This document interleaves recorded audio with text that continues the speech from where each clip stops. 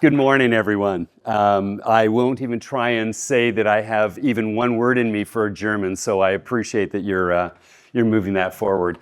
It is truly an honor for me to be on a global stage and to allow myself the opportunity and to bring forward the opportunity to speak chiropractic to you. This is a community more so than you even can imagine. And although we get to stand on the stage here, the real champions are you in the room here, and I mean that.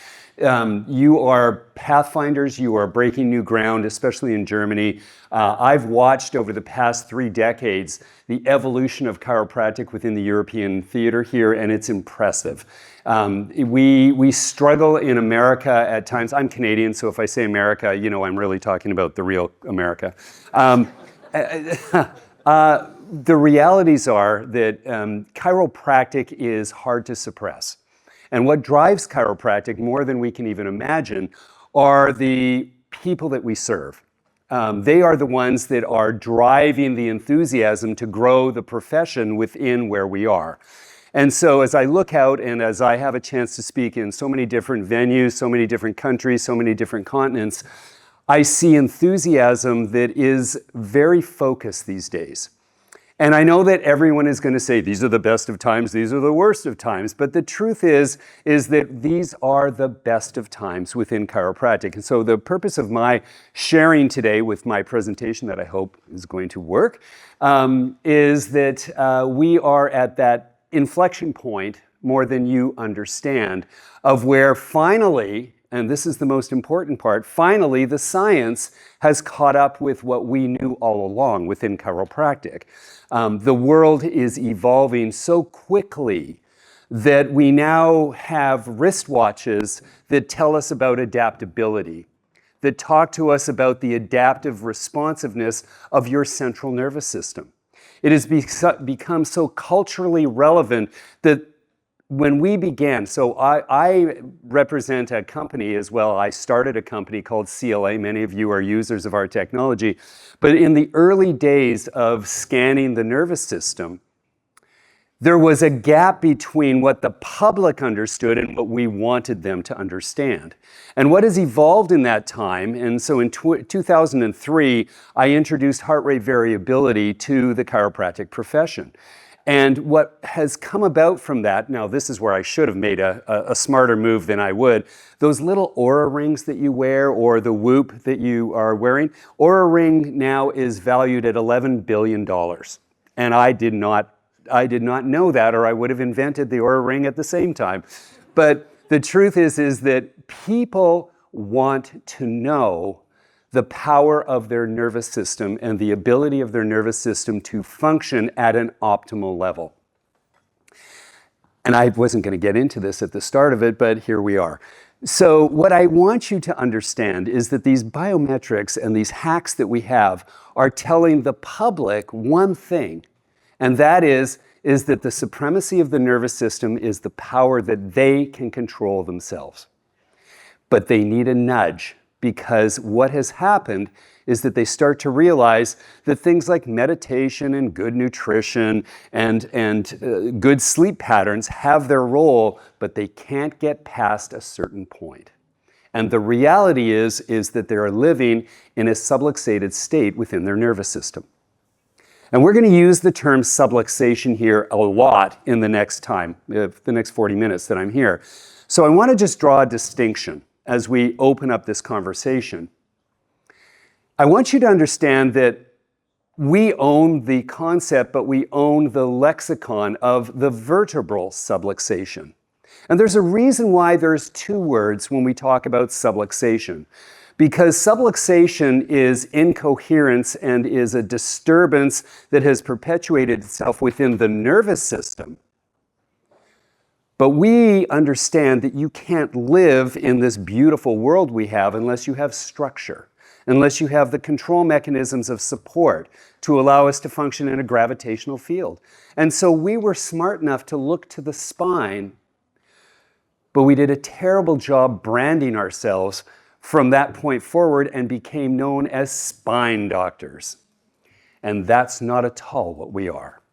We are of the nervous system, and this is the other sad point. So when Andrew was talking and he said, we represent vitalistic chiropractic, which we do, the saddest part is that we have to put the word vitalistic in front of that to define ourselves as chiropractors. We should never have to do that. We should just say that we are chiropractors, and everyone should know that we're always vitalistic, because that's the only reason chiropractic really exists. If you step out of the principle of vitalistic chiropractic, you build yourself into this red ocean of 17 different therapy professions. But there is only one chiropractic profession. And that is that it is of the intelligence, if I can get this going, that organizes. We were smart enough, using the term intelligence, to understand that the triune of life, meaning that the elements that allow us to have vivification within this frame of ourselves, is under the guidance of intelligence working itself through matter. It's very simple, really. There has to be a force, there has to be transmission, there has to be a methodology to where the smallest cell within our body is vivified to the expression of the human potential. On average for a, JP, what's 160 pounds in kilos? 80? No, 80 kilos. On average for an 80 kilo person, there's somewhere around 36 trillion cells within your body.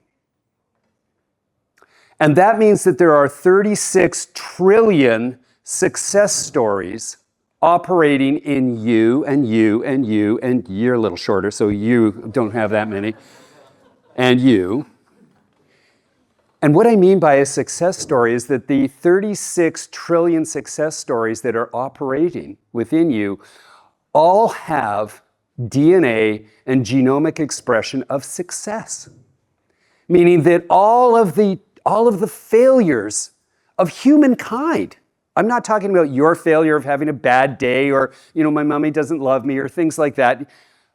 They imprint themselves in you and through your behavior, but your genome is a success story of human evolution. And as a consequence of that, the idea that we should fail is ridiculous. Our failure is that we can't express the full potential of 36 trillion success stories within ourselves. And that's where chiropractic comes in. And in the evolution of chiropractic, we were wise enough to understand that there are different intelligences. So what we'll talk about today are some of the different intelligences that organize 36 trillion cells to do what they're supposed to do harmoniously. Andrew, you were lucky enough to be trained and be taught by Bruce. And I had a chance to actually work with you as well in the early stages. I think you mentioned 12 years ago I was teaching you. Bruce actually comes from Stanford, but he loves chiropractic and actually spends his winters in the Canadian winters, or at least American winters, in New Zealand and teaches at a chiropractic school. And he is the founder of the concept of epigenetics. And he said this very simply. He said, by changing your perception, you change your reality.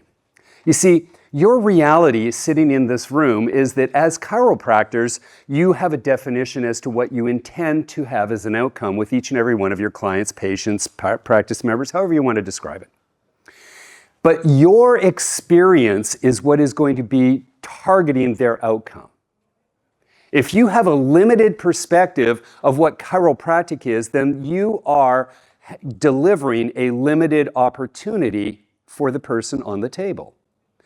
When you take a contact on a C2 that you've palpated that has restriction in the joint, is your intention to cavitate that joint, or is your intention to arouse innate?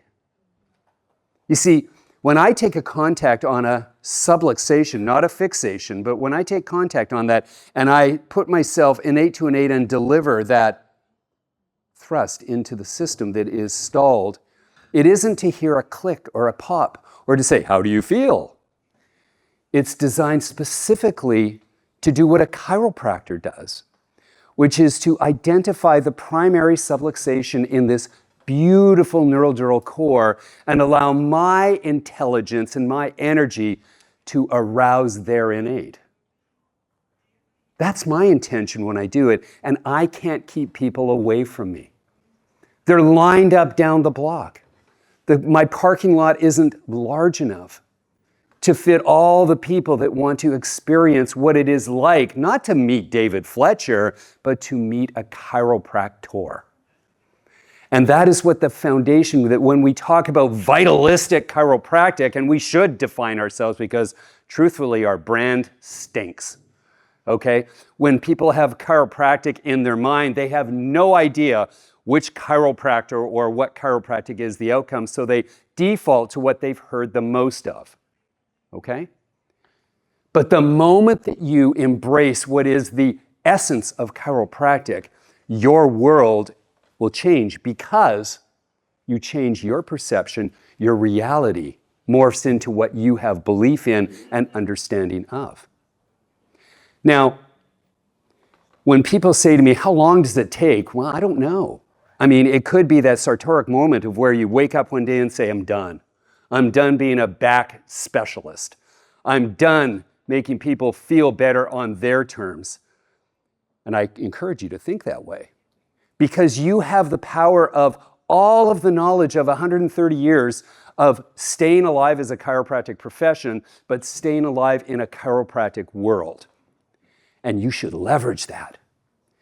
It isn't a miracle that these practices that I look around and I know here are huge and are evolving and are leading the pack. And I'm not even talking about the income. I'm talking about the purpose and the principles as to why you awaken each day and why you awaken innate.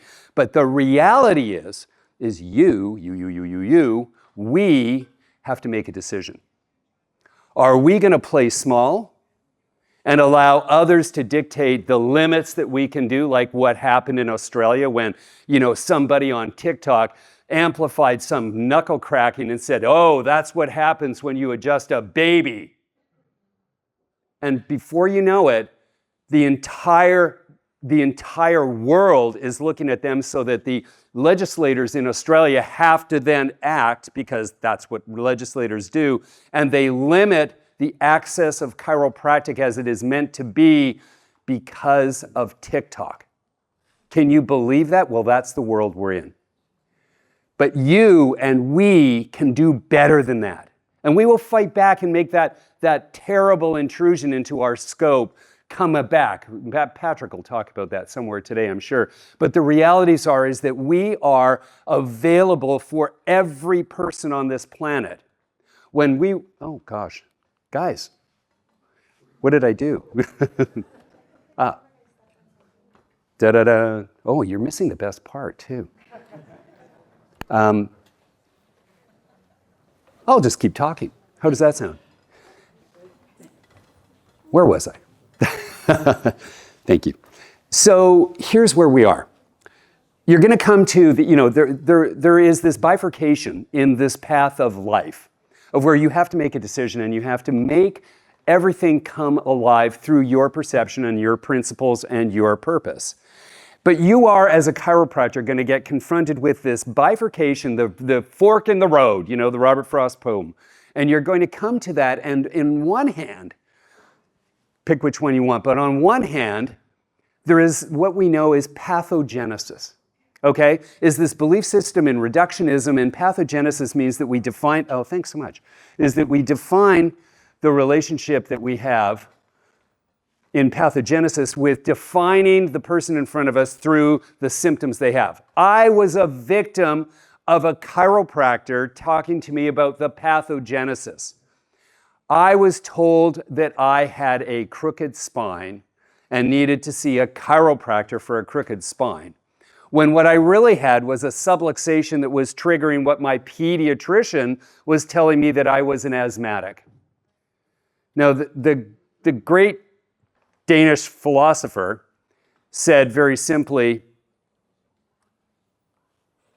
damn it, it was supposed to be up there. When you label me, you negate me. When you call someone what their pathology is and you define them as an arthritic, or you define them as an asthmatic, or you define them as as something that is reductionistic, you negate their humanism. Okay, just remember that. And so what you do is that you understand that this joy we have is something called salutogenesis. And salutogenesis means the evolution of coherence, the evolution of this ability to be at peace and be in harmony, not only with yourself, but in the big picture. It means that we express and strive and wake up every day to express potential for what we've been given and what we can access. So this is your choice. You get a choice to make this at every patient interaction that you have. Does it mean that you just, glibly go away and don't acknowledge that they have symptoms of asthma or symptoms of arthritis? Never.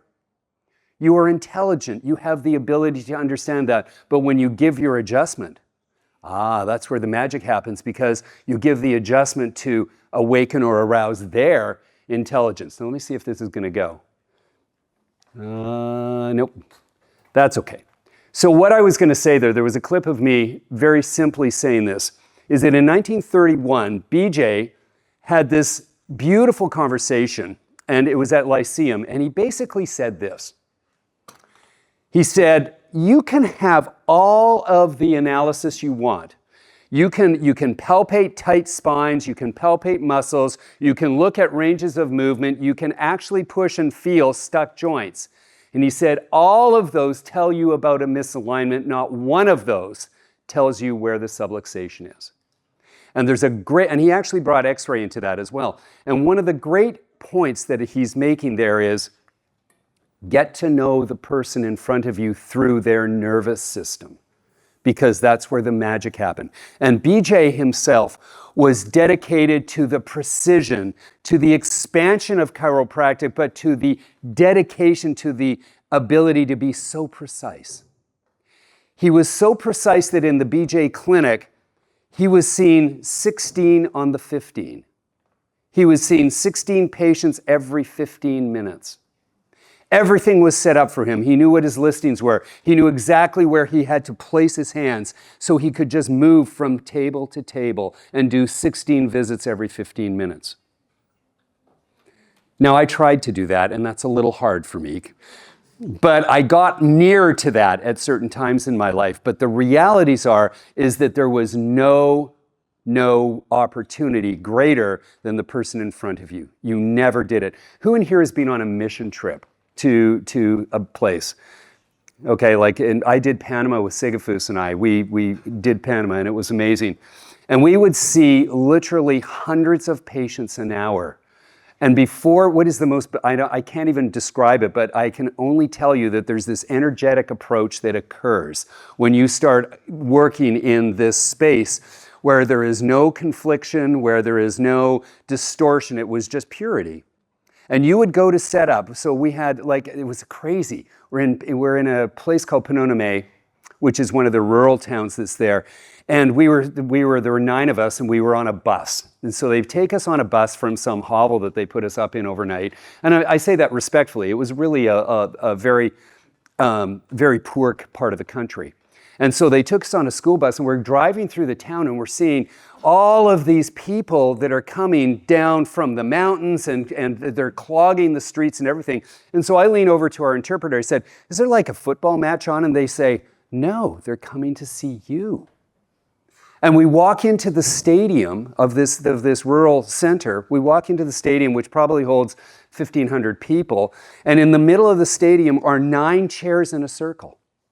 9 chairs in a circle, and they have the equivalent of a service club lining people up the stadium is packed, and they're lined up on the outside of this stadium, and they're coming to see the 9 chiropractors that have come to Panama to adjust them. And there's thousands of people.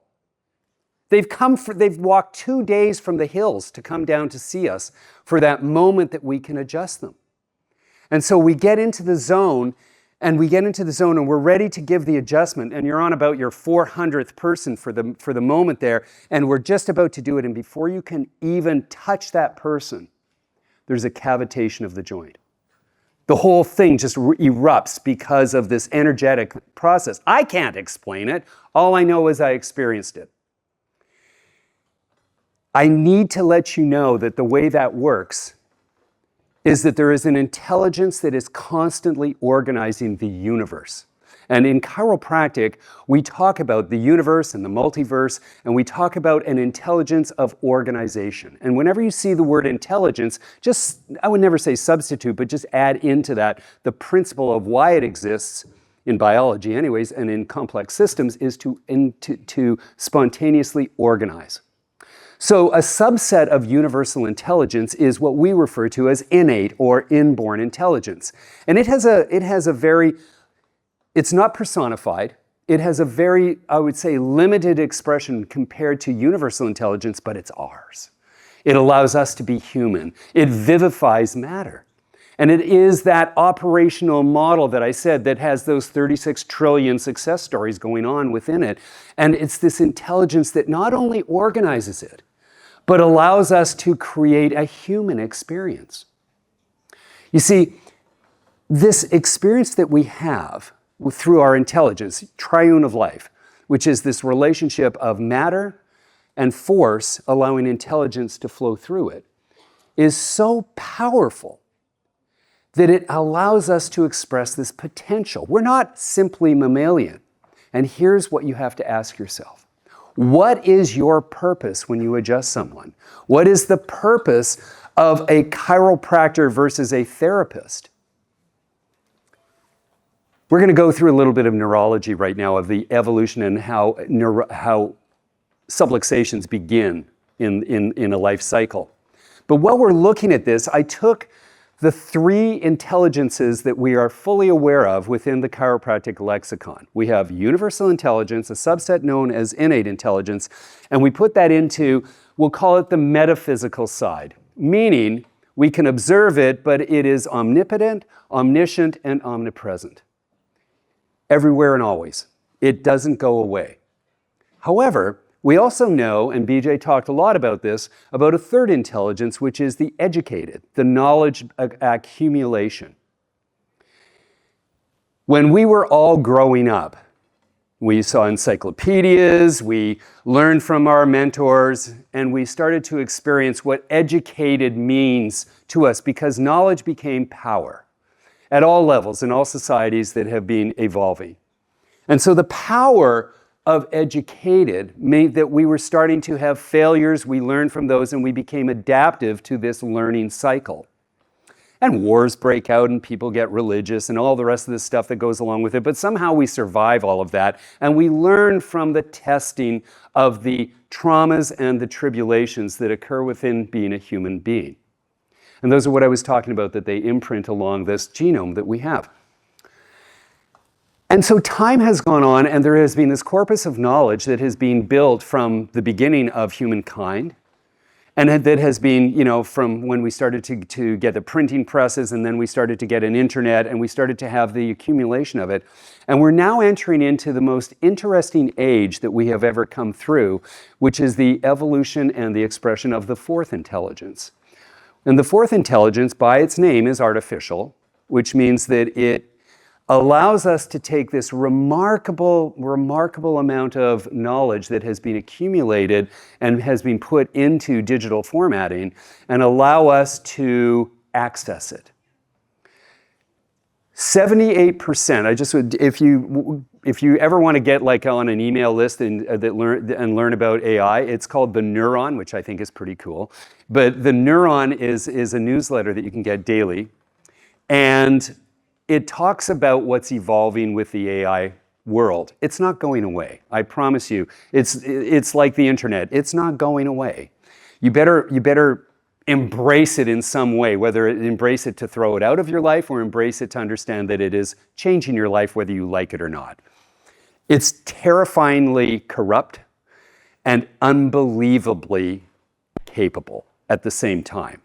And so you have to watch yourself. I mean, where was it we saw, and I'm from Toronto in case you didn't know that, and there was this news item that said the CN Tower is on fire, and it was going all through everything. This is just 2 days ago, 2 or 3 days, and somebody had, posted some bogus principles that were going on and had used all of the data that was there, and it became a news story for about 8 minutes, and then it went away. But if you were to ask the statistical relevance of what is going on in business today, who in here uses AI to write their reports or to generate reporting and otherwise, or at least touch base with it? Show of hands. You are going to have, if I came back in a year, 78% of you would have your hands up, because right now 78% of businesses are operating through an AI model. They don't quite know how to use it, but what is happening is, remember I said intelligence organizes? Right now we are in a cataclysmic shift in our societal organization, and it is partly driven by the fact that there's accessibility and now a communication tool called the internet, which is social media and everything else that is using artificial intelligence.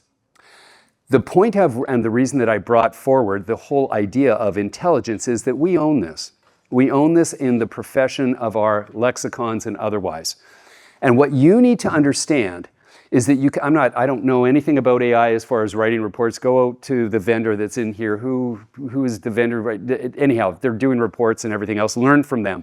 But what I do want you to understand is that in the evolution of humankind, intelligence is leading the way. And what you need to do is have a confidence to know that intelligence is where it is going to go. So the fourth intelligence allows accessibilities to the wonders of collaborative knowledge. It's brilliant, really, when you can see how quickly this knowledge can be accessed, and at the same time, it frees you up. So let me ask you this. If this is such a powerful thing called chiropractic, and we know that it helps the humankind feel better. By the way, I think chiropractors, this is aimed inward at my man in the mirror, but also out to you. I think chiropractors are probably the laziest profession in the world. And let me tell you why. And I mean that with great respect.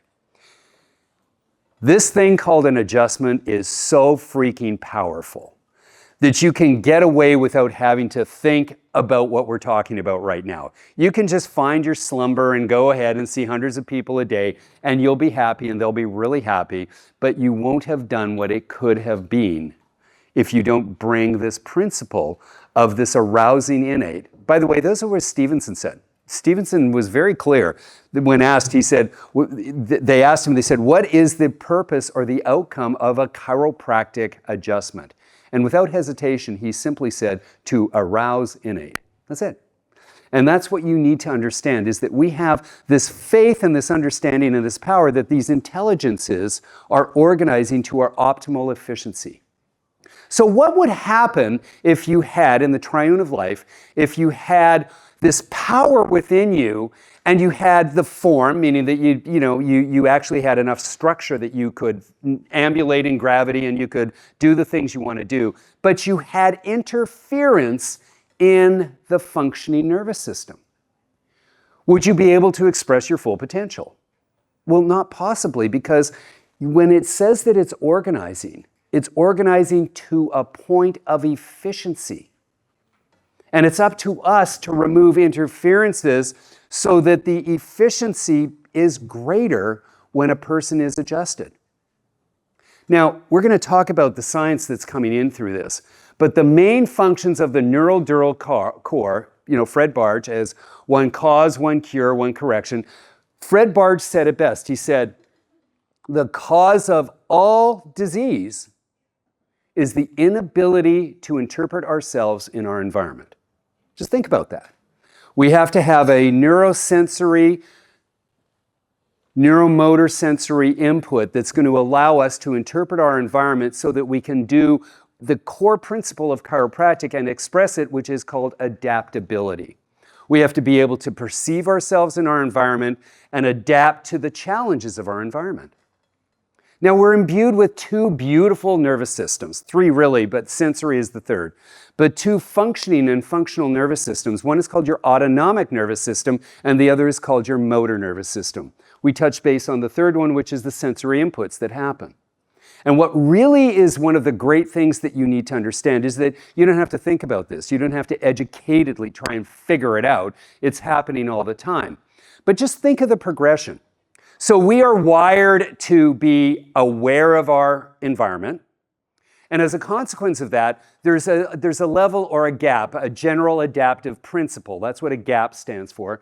General adaptive potential that's in there. And there's ranges that we can tolerate. And that's wonderful because we grow through those ranges. And of course, like if you want to exercise, you extend that range. But how do you challenge yourself to extend your range? You add stress to an already adapted system. Okay? But now you're challenging it, and we don't fail, because we have that genome that I talked about that's challenging us to keep moving. And before we know it, we're striving to try and find new levels of human performance, the 4-minute miles and everything else that go along with it. But here's what you need to understand, is that if you exceed that gap and it stays and it doesn't recover, because we have this, and we'll talk about it in a moment, this recovery model that allows you to stretch and then come back into recovery, you imprint that moment into your genome. And that now becomes your new normal. And so just imagine this, okay? The intelligence of adaptability, okay? So if somebody takes a gun and shoots towards me, there is an instantaneous moment where I understand the threat, somewhere between when the bullet might hit me, but I don't have time and I don't have matter that can stop that stressor coming into my life, and I succumb to that force. Okay? I take anyone in this room, and I'm talking literally here, and I strip you naked, and I put you on the top of a 10,000, 4,000 meter mountain in the middle of January, and you're going to succumb to the elements in that one. But before you do, every aspect of your intelligent design is going to help you survive.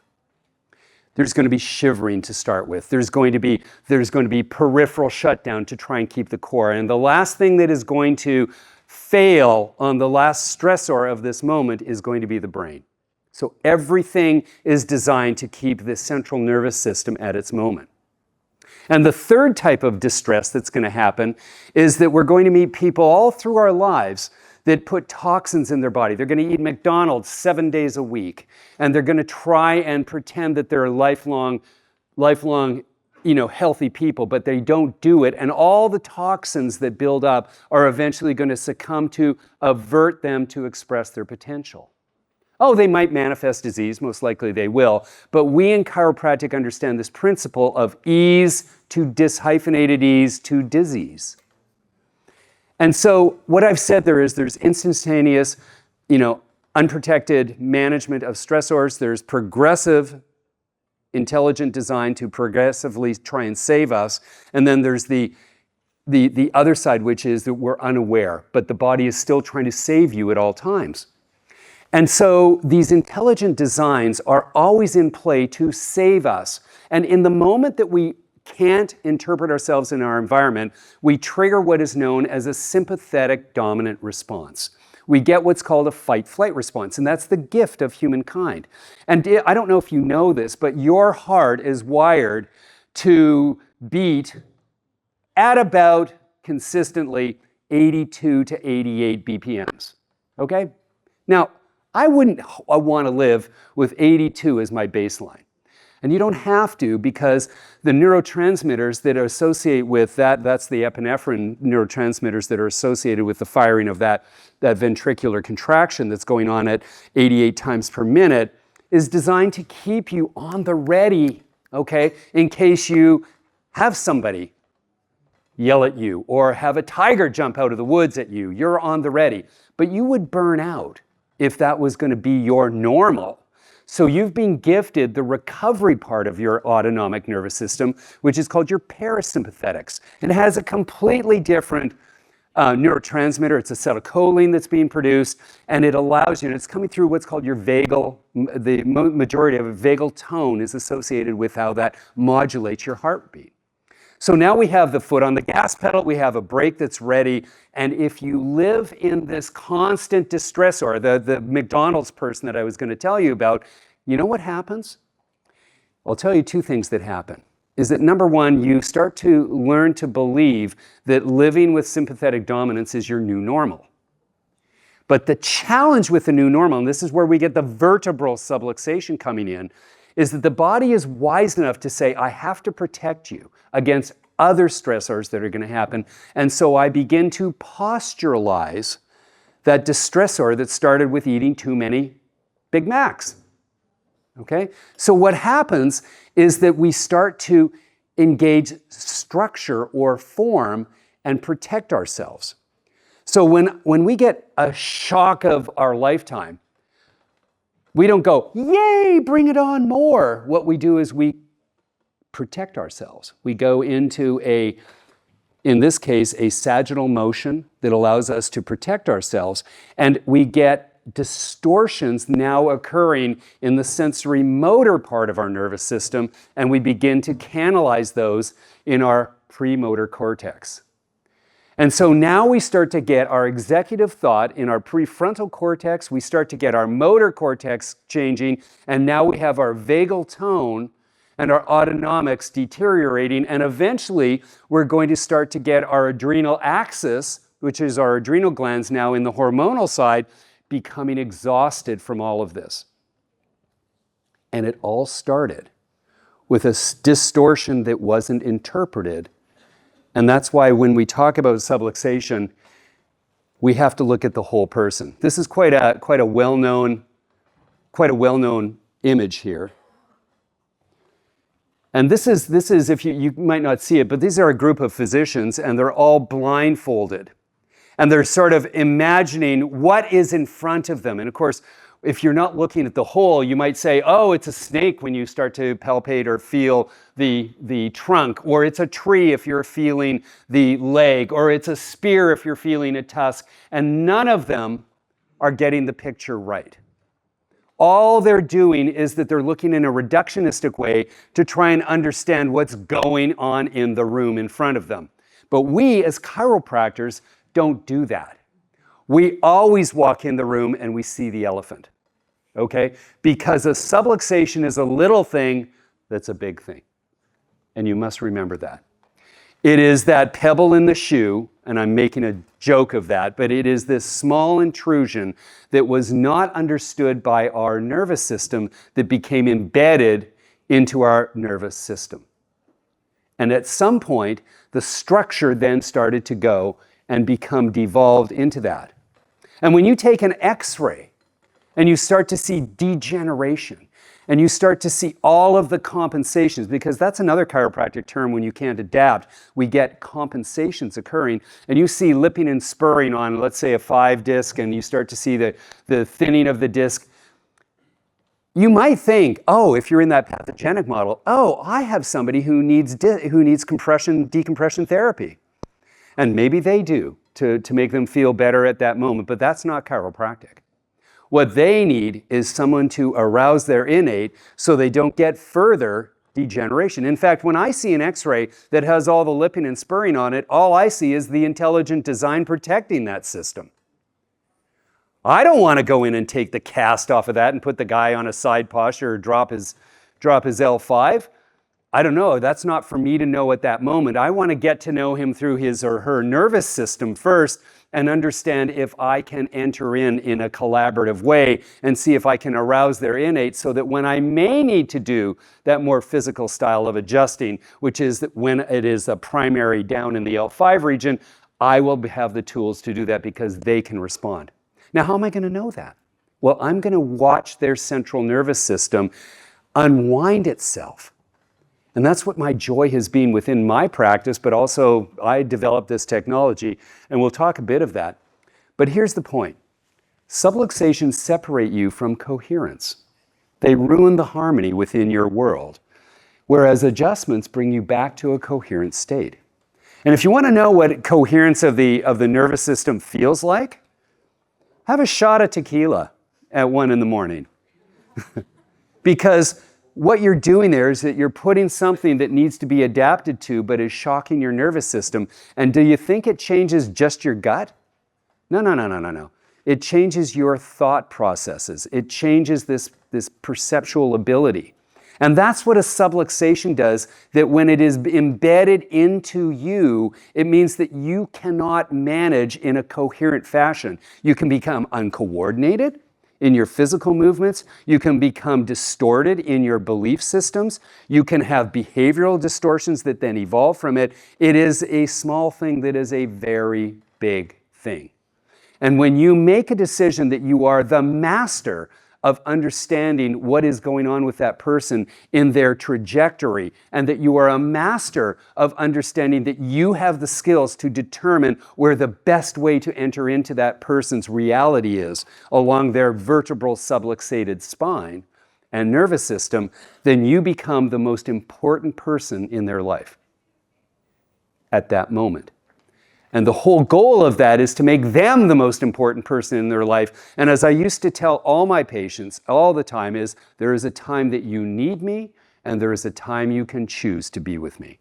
Because right now you don't have the perceptual ability to choose if it's the right path. I'm going to be, what Andrew, you said, the guide, the boss. I'm going to tell you what is necessary. Pat Stim and I were chatting over breakfast this morning, and I was saying, you know, patients don't walk in and ask and say, oh, please arouse my innate, or wouldn't you just love to just jack up my potential? No, they go, eh. And that's when you have to take the leadership of this whole experience and remind yourself more than anything that you have the power to shift them. And I said, you know, in so many ways, you have to decide what a neuroplastic care plan can look like that matches your skills, that matches your understanding of your ability. But I want to share with you, we're not going to get through my presentation today. I want to share with you that I said early on in the presentation that we're at this inflection point of where science is finally catching up with us as our philosophy of chiropractic, but our profession of chiropractic. And so when we use the term ease and we talk about dishyphenated ease and disease evolving, that's what now is referred to as coherence. It always has been called coherence, but you can imagine that dishyphenated ease is an incoherent system that is no longer self-organizing. And the trajectory of that, and the downside of it is that even with the body's best attempts to try and reorganize to an efficient state, it's failing. It can't get there. And so now you begin to pathologize as the body sequentially does it. When somebody comes in and says they have asthma, it's not a disease, it's a progression. And that progression is going to lead you to the next progression and the next progression and the next progression, because that's what happens in dishyphenated ease going to disease, where incoherence in the nervous system is manifesting itself not only in this neurodural core, but in every functioning system in the body. And so you have to take a responsibility to say to yourself, do I have the power? And the answer is yes, you do. Because I can tell you right now, in having looked at, we do right now, in our scanning of the nervous system, we keep all the data in here. Who in here uses Insight scanning in the room? Quite a few of you, good. Just so you know that we have somewhere around 7 million scan sets being generated each year, okay, within our server sets. That's a lot. And I'm talking, there's three scans in a scan set, so we're doing like 20 million scans, and we're looking at the data. And we're going to be able, with this fourth intelligence, to be able to scrape that data and start to tell you how neuroplasticity under a chiropractic model works. But I can tell you from early observations and otherwise, there's nothing like chiropractic. You can't even begin to understand how powerful your adjustments are. There's a study that I was going to put up here if I ever got to it by Zhang, and he was one of the originators of the looking at chiropractic in a model, and went to Logan University, Logan College of Chiropractic, and did one adjustment on a person, and they tracked that person through the models of it and came back 6 months later, and all their abilities to understand it could show that one adjustment nudged that nervous system to arouse innate, to put them in a more parasympathetic dominant state, and it made the difference that was long-lasting. That's nothing. Heidi and Kelly Holt, and I was one of the advisors in that one in 2016, published that if you did that one adjustment, but you then started to measure their neurosensory inputs and you started to look at the EEGs that were associated with it, then all of a sudden they started to see the brain-based functionality coming up. And they started to say, well, if one adjustment was really good, what would it be like if we amplified that with 2? Or 3. And they started to say, oh my goodness, because we're measuring the EEG, that we're starting to see that there's a prefrontal cortex that's lighting up. In other words, we're not just simply kicking them in the shin and saying that, it hurts and whatever else.